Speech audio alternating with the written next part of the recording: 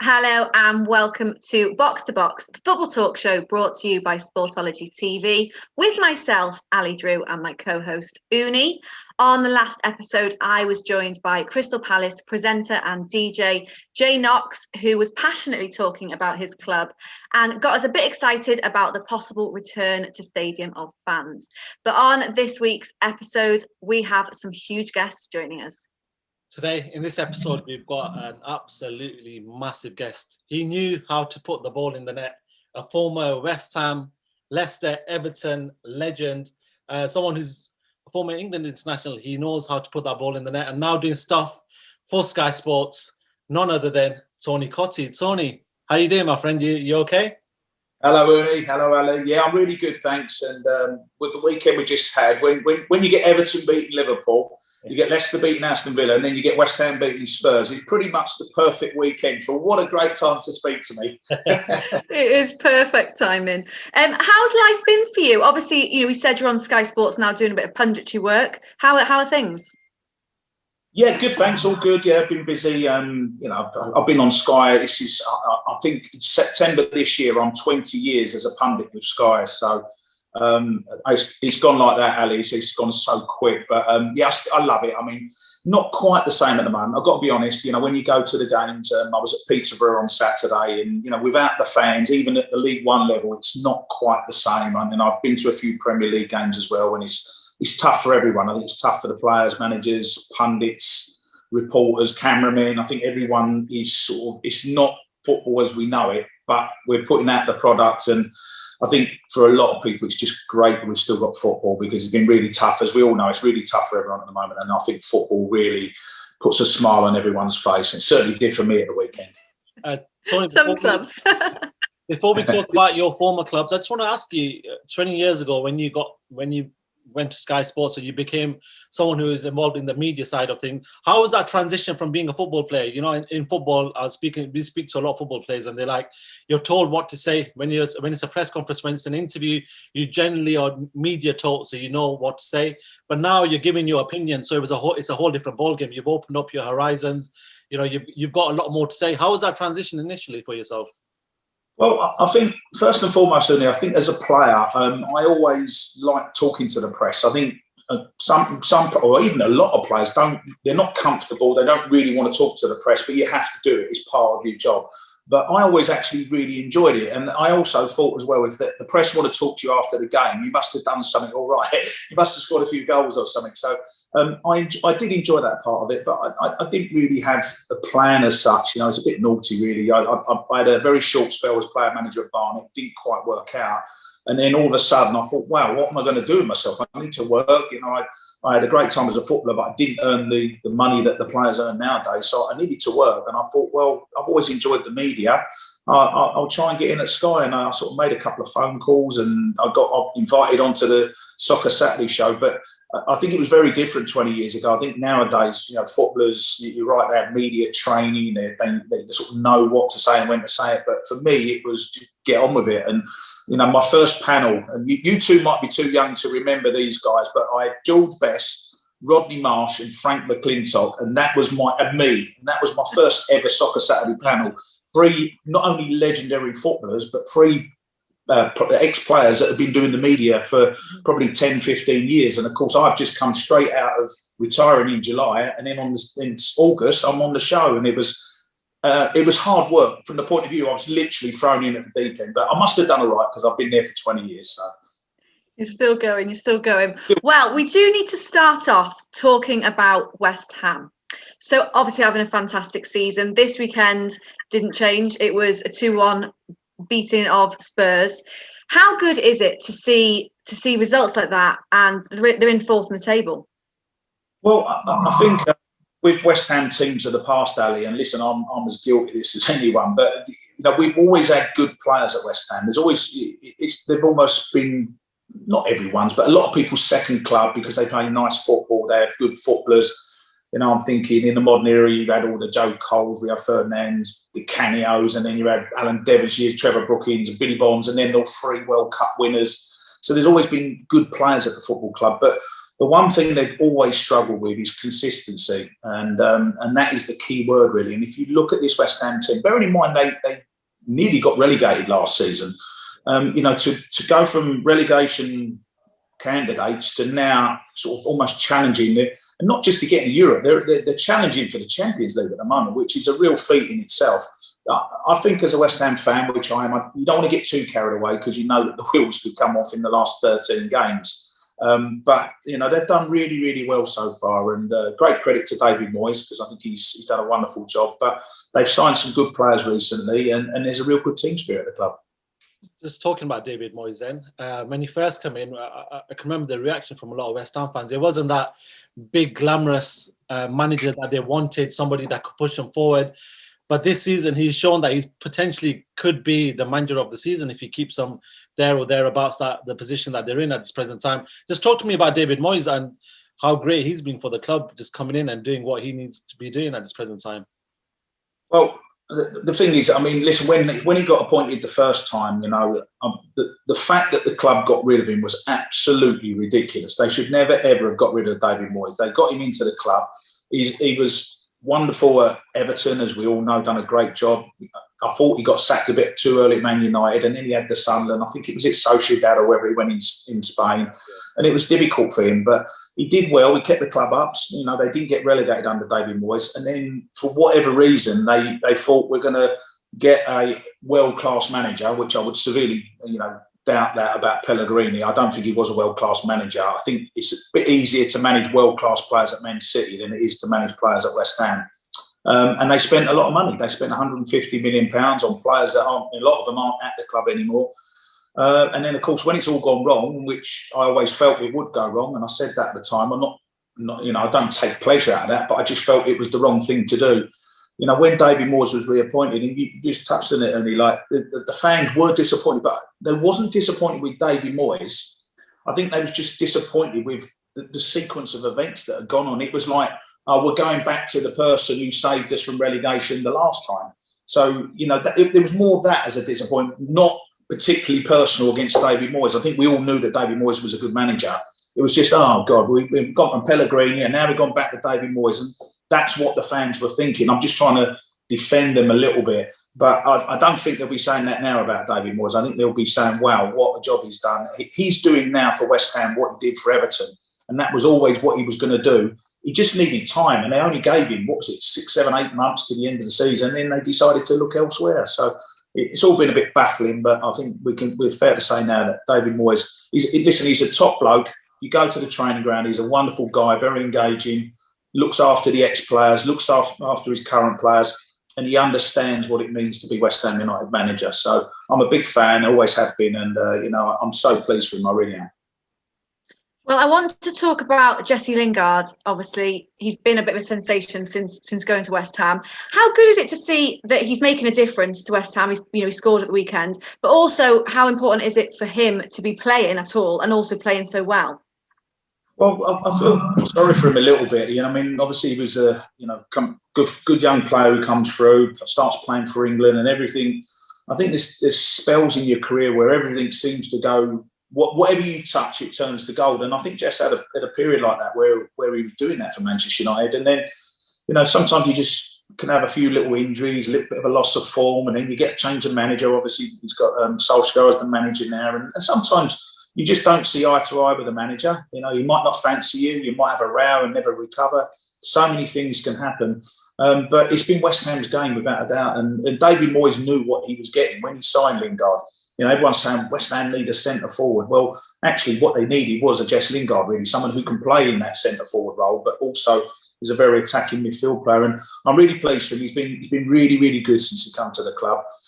He probably is a little bit out of the spotlight now so much. I know there's no crowds at the moment, but I think at Old Trafford it's such high profile. And I reckon Jess has probably come down to London. He can just sort of mingle in a little bit and just be a top player at a really, really good football club rather than being another top player at an amazing football club, if that makes sense. So I think it works for Lingard. It works for West Ham. And come the end of the season, I think West Ham will try and sign him, and it'll work for Manchester United if they get 20, 25 million or whatever.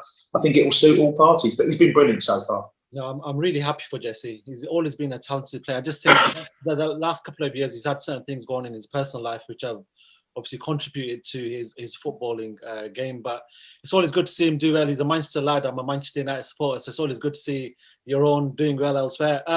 Talking about signings, though, I think one of the sensations for West Ham this season has been Thomas Soucek. Bought in relatively unknown, but just been an absolute sensation so far. One of the best midfielders in the league.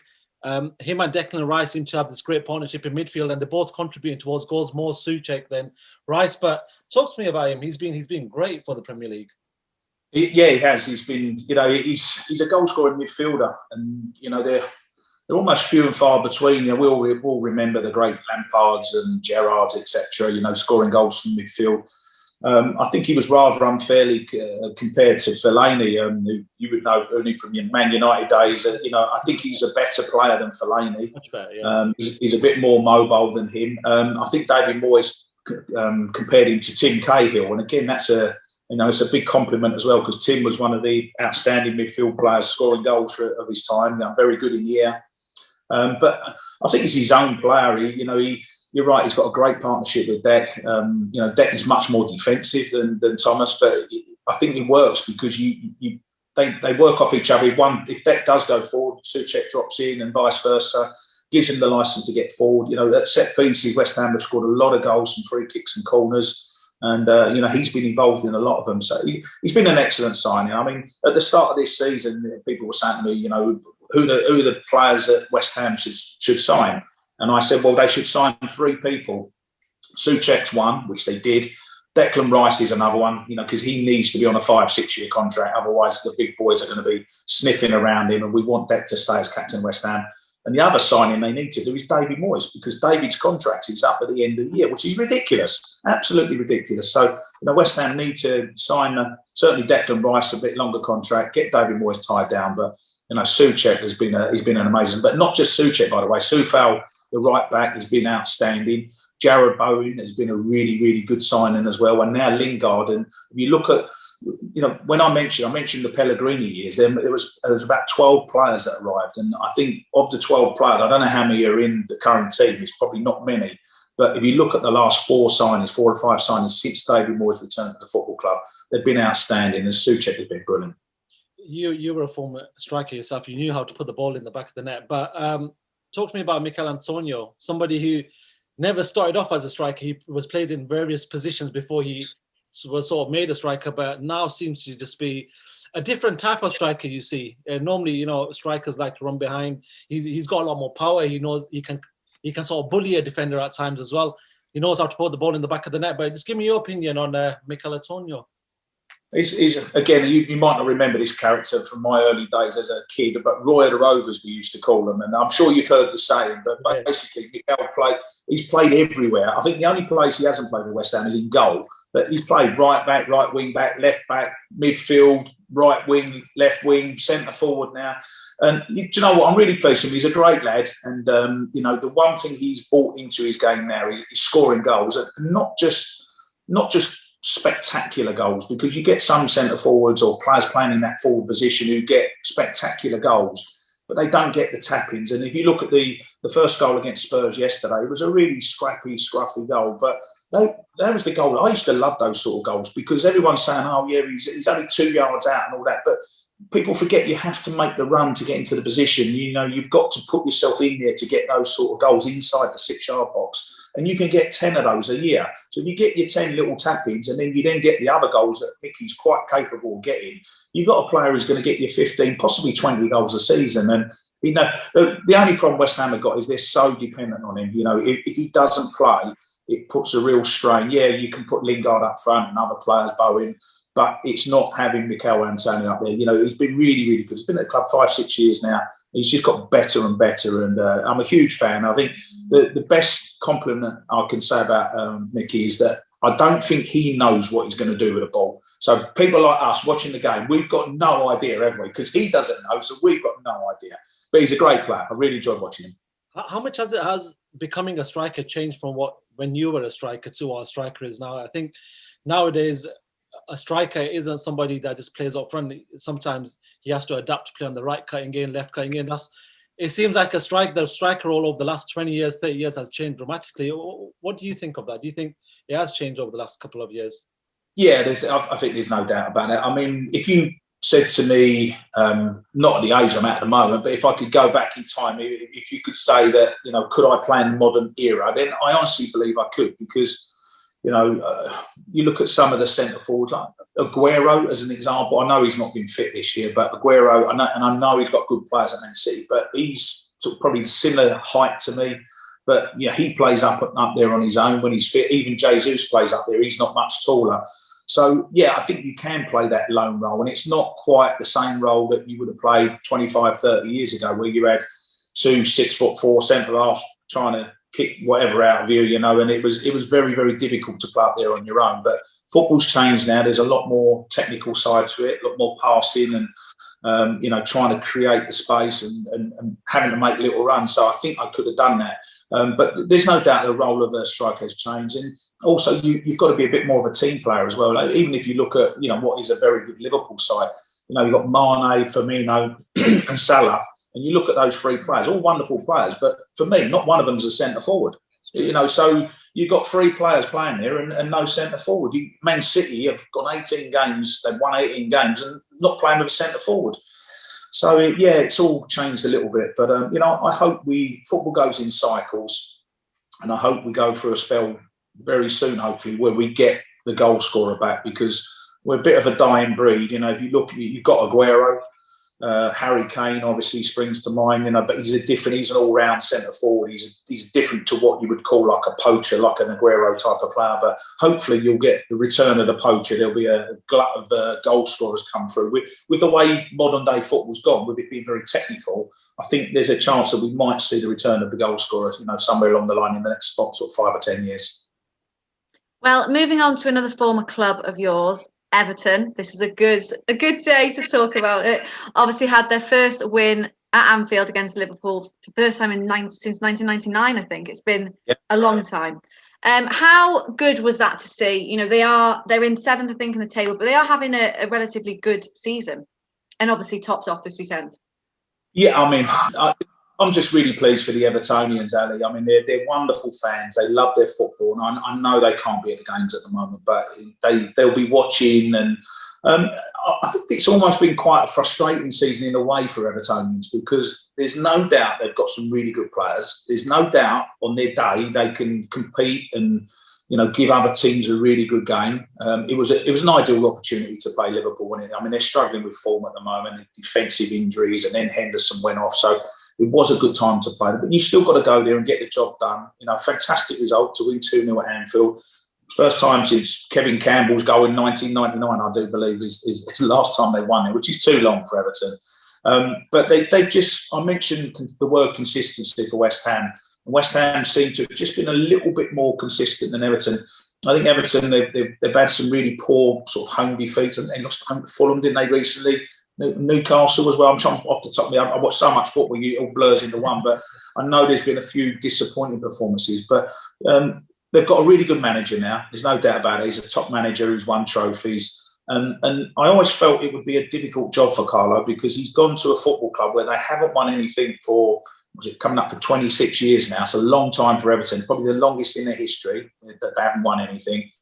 And also he was going into a dressing room where, I don't know what the answer is, but there's not too many players that have won trophies in that dressing room. They, certainly not in terms of English football. So that makes it difficult, because the first trophy is always the hardest one to win. You look at Spurs now. Spurs are 2008 since they won a trophy. So Arsenal, when we know Premier League, nothing since the Invincible. So it's becoming harder and harder to win trophies. So it was always going to be a tough job. But I think right managers in place, got some good players, and they've got a really good chance. If they can hit a bit of form between now and the end of the season, they've got a good chance of getting one of those Champions League places, because it's definitely open. It looks like Man City are going to win the league, but you look at 2nd, 3rd, 4th, only your team, Manchester United, I mean, they're not playing particularly well, but they're up there in that top 4. But, you know, Leicester are doing really well, you know, Everton, West Ham. That's without talking about the Chelseas and Spurs going on a run or whatever. So it's an exciting race for Champions League football, but I think Everton has got as good a chance as anyone. Which players have stood out for you for Everton this season? Without a doubt, listen, Dominic Calvert-Lewin, I always closely watch the centre forwards, obviously, and there was no doubt there was a good footballer there. I think we've seen over the last, I don't know, 3 or 4 years since he's been at the club, that there's a talented player there. But for me, he was doing everything except score goals. And when you play in that number 9 role for Everton, the one thing you must do, you must score goals. They've been brought up on all their historic number 9s, the Duncan Fergusons and Lukaku's and Dixie Deans and Bob Latchfords and Gary Lineker's and myself playing in the number 9. You have to score goals. You can be brilliant for the team and 4 assists every week, but at the end of the season they say, yeah, but he never scored any goals. He's doing that now, Calvert-Lewin. He's scoring goals. He was good last season. He's been just as good this season. Pushing for an England squad place behind Harry Kane, and quite rightly so. So I'm really pleased for him. And the other player I think who ticks all the boxes is Richarlison. I think when he was injured, I think he got sent off, didn't he? He got sent off, and then he had a little injury. He was missing for about 6 games, and I think they really missed him. Everton, they had a few poor results, and then when he came back into the team, they started winning again. So they've got some good players. There's no doubt about it, Everton. But I think Richarlison and Calvert-Lewin are the 2 key men for them. Tony, I don't want to take anything away from Everton's win this weekend, but we seem to be talking, especially me and Ali, we're doing this show every week, and we seem to be talking about a decision that happens every week in regards to VAR and refereeing decisions. This weekend, again, we saw the penalty that Everton got, and it seemed really controversial that we know what happened. Trent Alexander-Arnold was on the floor, from his movement, Calvert-Lewin sort of, he's in that movement where he's running forward and he sort of hits him. It's nothing that Trent Alexander-Arnold could do.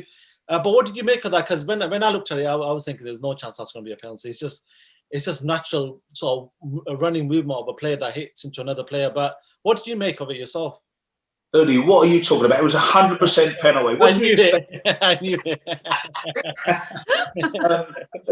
Listen, football's very subjective, isn't it? We all watch the games and we all have different opinions, and quite rightly so. And that's what makes it such a brilliant game. And we all love talking about it. And if you guys do this every Monday, you must have so much fun, talking about all the decisions. And there was a few other ones, weren't there? Penalties were given, penalties that weren't given. Going back to that incident, personally, I thought it was a penalty. It looked like he just caught him on the follow through.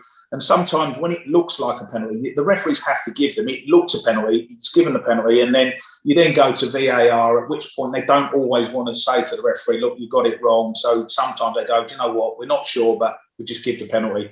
And I think that's probably what happened. But I think it was more a penalty than not a penalty. I didn't want to take anything away from Everton. I don't want Everton fans to come on here and say, listen, you're a hater. I can't believe you're sticking up for Liverpool. I'm not. I'm actually inside. What is going on? I'm happy with what's happened. So yeah, congratulations to Everton, and hopefully they do well and come above Liverpool this season. But let's talk about a team that's probably impressed myself the most this season, apart from Man City with Pep Guardiola. The football that Leicester are playing this season has been phenomenal, especially in recent times and the last couple of months.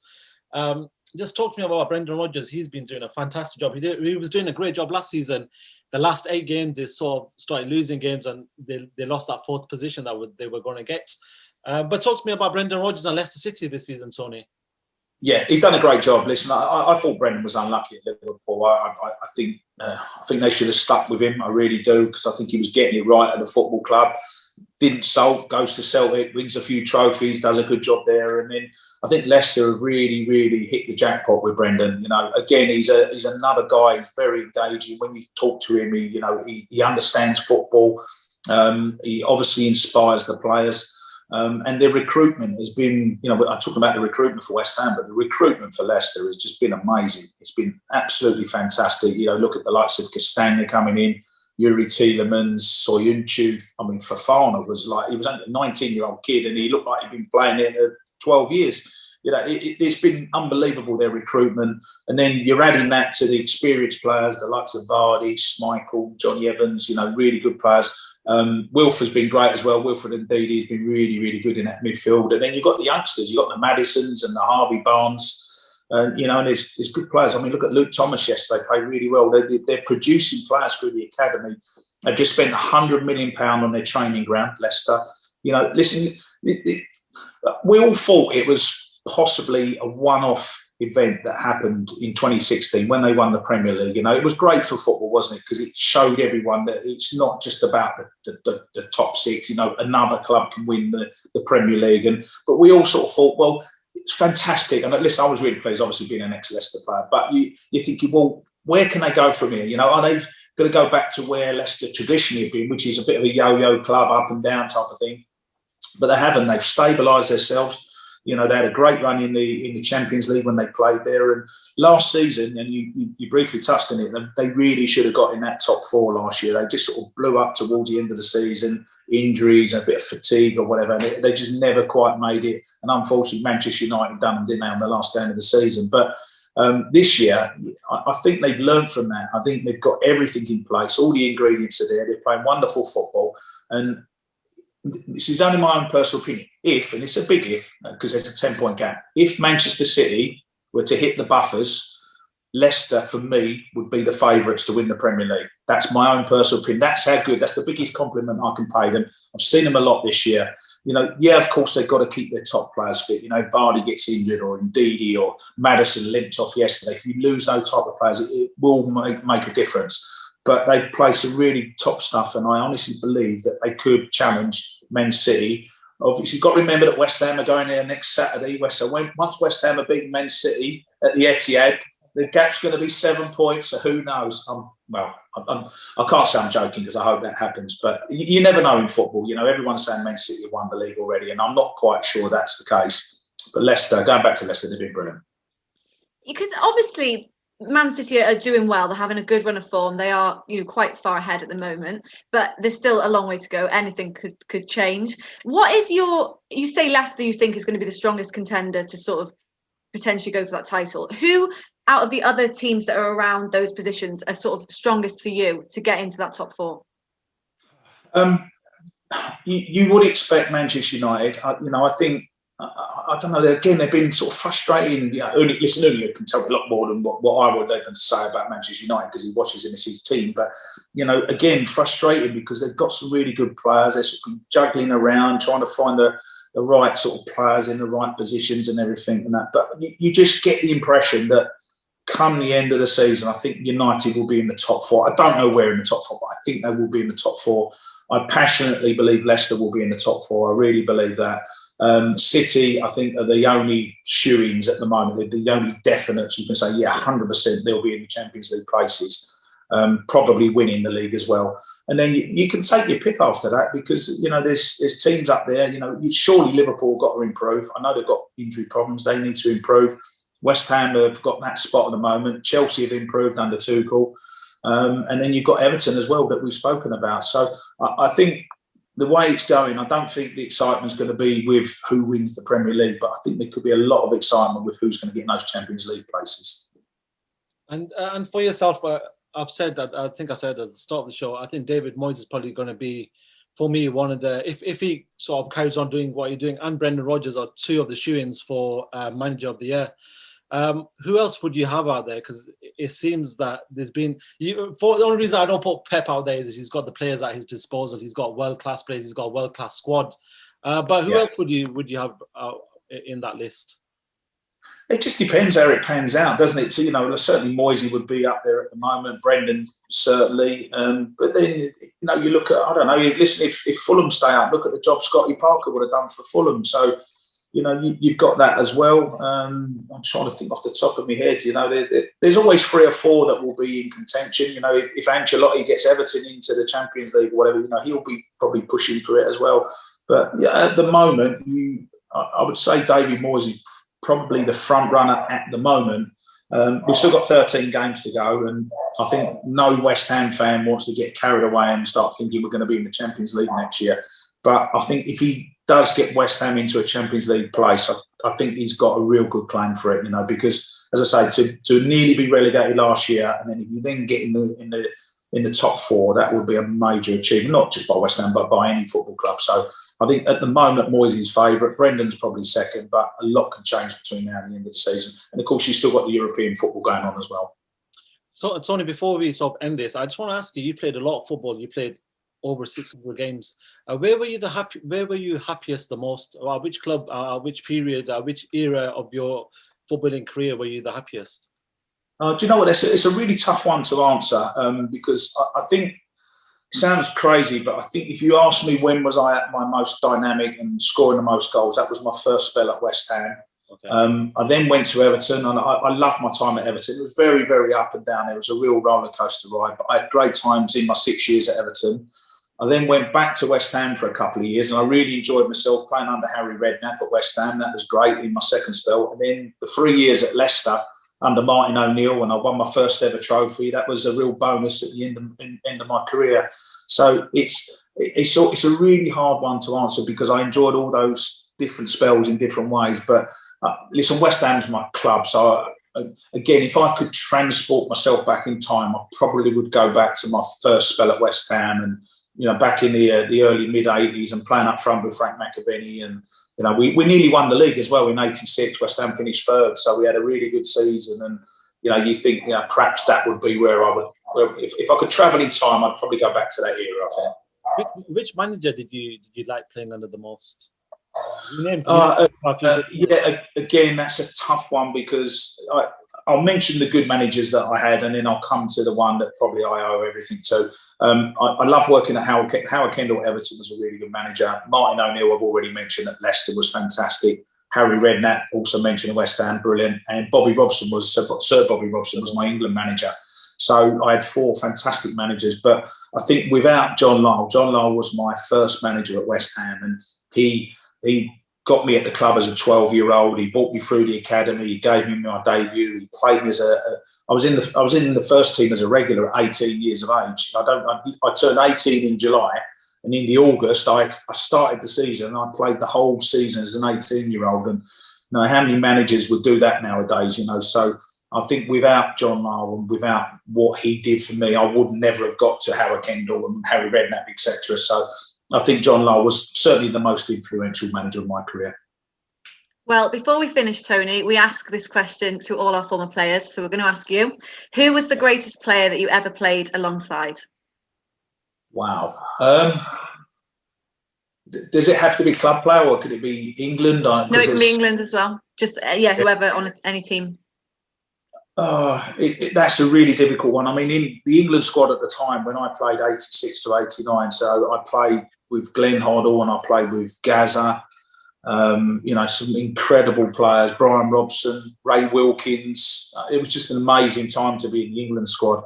And then at Everton, I played with Peter Beardsley. Peter was a top player, Frank McAvenny at West Ham. And Trevor Brooking as well. I played one season with Trevor Brooking. He was a wonderful player. But the answer might surprise you. I'm going to go for Alan Devonshire, who was left side midfield player at West Ham back in the 80s. And he, for me, was the best and most talented player that I played alongside. He was a wonderful player. Let me ask you another question, just going off that. Who's the best player that you've shared the pitch with? So it could be an opponent, and then you come off the pitch and you thought, wow, that player was just world class. Again, that's a tough one. I mean, the late 90s when my career was coming to an end, and it was just a privilege to be on the same pitches like Ruud Gullit, for example. Ruud was a fantastic player, and then you had like Cantonars and all the Manchester United players. So I don't know. That's a really, really good question. I might even go back to the 80s and say like someone like Kenny Dalglish, because Kenny Dalglish was just an incredible player. Graham Souness was a wonderful footballer as well. So only that's a tough one. I've mentioned a few names, but that's a tough one. I'd have to really think about that one. But there's too many answers. I think we'd be here all day trying to get to that one. Tony, thank you so much for your time and for talking to us. It's been great having you on the show. Oh, you're welcome, guys. I really enjoyed it. Thanks very much for having me. Sonny, thank you. Catch up with you again soon. Okay. Take care, mate. Thank you very much. Great to be joined there by Tony Cottee, a real legend of the game. But guys, stay tuned. We have some more huge guests joining us this week. We're not going to spoil anything, so you're going to have to stay tuned to see who it is. But they're big, so stay tuned. They're coming soon. Guys, make sure you support the channel. Do what you can. Subscribe, like, leave some comments, share, whatever you can. We appreciate it. And we will see you next time.